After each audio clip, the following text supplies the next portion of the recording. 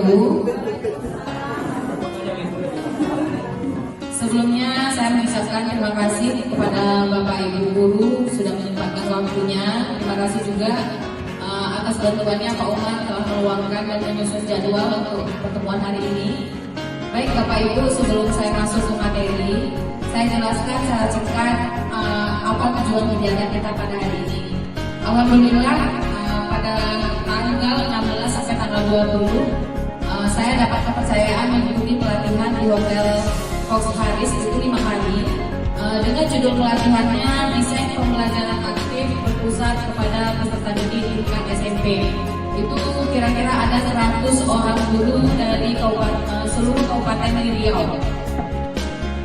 Ya, Bapak Ibu. Kemudian mengapa ada kegiatan ini? Kegiatan ini adalah salah satu RTL atau rencana tindak lanjut saya setelah kegiatan pelatihan selama 5 hari itu. Saya bukan mengajarkan ya Bapak Ibu. Sekali lagi saya tidak mengajarkan, saya hanya mengimbaskan. Diseminasi itu adalah pembahasan apa yang saya dapat materi selama pelatihan. Tentunya kalau dulu Bapak Ibu lebih lama dari saya, tentu lebih banyak tahu. Di sini saya hanya menyampaikan, mengimbaskan kira-kira ilmu apa saja yang saya dapat selama pelatihan. Pertama, kita akan membahas tentang pengantar kurikulum merdeka. Sebelum saya masuk ke materi, saya ingin bertanya terlebih dahulu dan saya mohon kesediaan Bapak Ibu menjawab. Setujukah Bapak Ibu kurikulum perlu berubah? Sebenarnya ini kita bisa buat pakai sticky note, cuman karena waktu kita terbatas, jadi saya langsung tanya jawab dulu aja ya Bapak Ibu, tidak pakai media. Setujukah Bapak Ibu kurikulum perlu berubah dan berikan alasannya? Kira-kira siapa Bapak Ibu yang bertanggung jawab? Yang bersedia untuk menjawab? Silakan Bapak Ibu.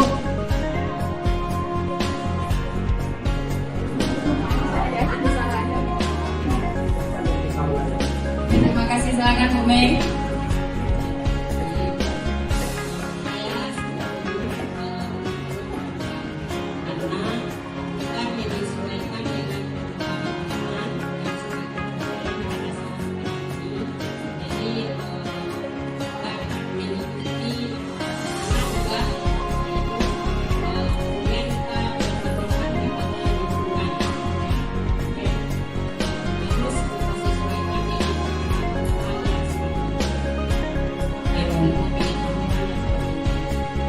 Baik, terima kasih Ibu. Boleh Bapak Ibu dibaca. Kurikulum adalah usaha menyeluruh dirancang khusus oleh sekolah dalam membimbing murid memperoleh hasil pelajaran yang telah ditentukan. Yang sekarang kita kenal dengan kurikulum itu adalah KOSP, Kurikulum Operasional Satuan Pendidikan. Kurikulum itu kita menyusun sekolah merancang sendiri. Kira-kira bagaimana situasi di sekolah kita? Apa yang kira-kira bisa kita lakukan yang cocok dengan sekolah kita supaya nantinya pendidikan di sekolah kita berjalan dengan baik, begitu Bapak Ibu. Kemudian dalam prinsip pengembangan kurikulum ini kita balik ke pertanyaan pertama tadi, mengapa kurikulum harus berubah? Kita berpatokan kepada prinsip pengembangan kurikulum. Yang pertama relevansi, yang kedua fleksibel, yang ketiga kontinu, yang keempat efisien, dan yang ketiga efektivitas. Di mana relevansi itu adalah kita sesuaikan dengan perkembangan zaman. Kemudian yang kedua, pembelajaran yang efektif yang berpusat kepada peserta didik. Nah, sekarang saya tanya dulu nih. Kira-kira menurut Bapak Ibu, pembelajaran efektif itu yang seperti apa? Mana Bu ini?